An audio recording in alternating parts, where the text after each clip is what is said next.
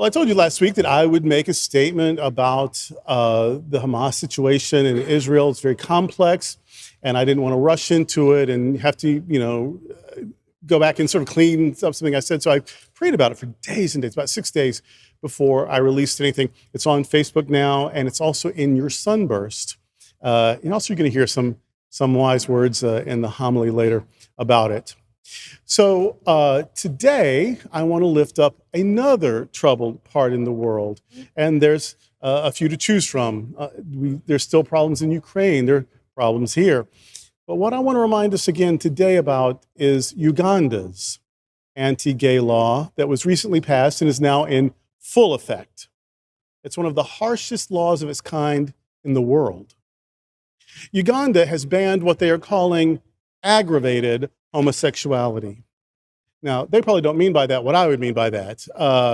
I've been aggravated by a few homosexuals, but I think they mean something quite mean. And the charge of aggravated homosexuality in Uganda carries penalties of up to life in prison and even execution for being gay, for being in love, for looking for love, for being on a date, prison, or execution. Advocating for LGBTQ plus rights can get someone 20 years in prison. So much for my job. And renting to a same-sex couple can result in a 7-year prison sentence. You can't even take their money without risking 7 years confinement. Even failing to report same-sex activity is a crime. The Ugandan government says that human rights watchers and activists shouldn't challenge them for their laws, but instead honor their sovereignty. They, as a nation, claim sovereignty, while people aren't allowed to claim sovereignty over their own lives. The right of the state to oppress gays supersedes the rights of gays to exist in the view of the state. The government insists that homosexuality is not innate. It is chosen, and that choice should be punished. Now, this attitude is in defiance of the findings of psychological, sociological, educational, and medical research going back decades. Sexual orientation is not chosen, and it can't be changed by harsh threats. Now, we can be angry, and I am, about what the Ugandan government is doing, but we can't be naive about some of the things that has contributed to those attitudes. Christian missionary activity has long promoted homophobic and sexist attitudes in Africa. Not just Africa, but that's what we're focusing on today. And those hateful and harmful attitudes have been spread as missionary activity from the days of European colonization to the present day, when Western evangelists export a message of homophobia and hate, which they claim to be the gospel.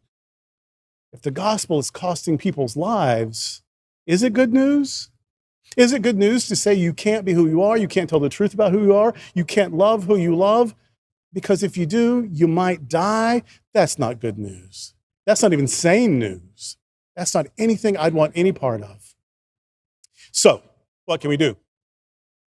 We can continue to lift our voices to proclaim a spirituality that is based on love. If in the name of religion, all of this hate has spread and has spread to deadly proportions, what we see going on in lots of places, a lot of the violence that we see, a lot of the cruelty, a lot of the inhumanity came from religious messages.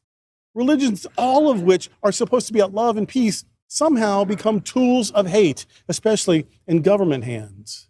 And so what we can do, we can offer a counter narrative. We can be what we were meant to be the whole time. We can be the voice that hasn't been heard. We can lift our voices to proclaim a spirituality based on love that is more about improving this world than getting us to another one, that affirms God's heart is big enough to include us all.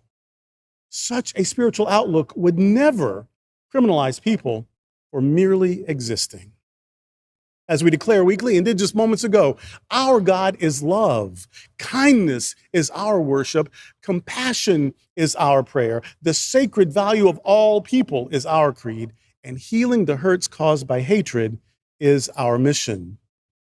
We've got plenty to do. If people in Uganda see this message today online, or if you know someone in Uganda, Robert and I know a brilliant theologian in Cambridge, Massachusetts. She's part of the Ugandan diaspora. She can't go back because she's lesbian. And so if you know someone who is in Uganda or from Uganda, or if you're watching from Uganda today and you feel you are in danger, you can visit Dignity for All.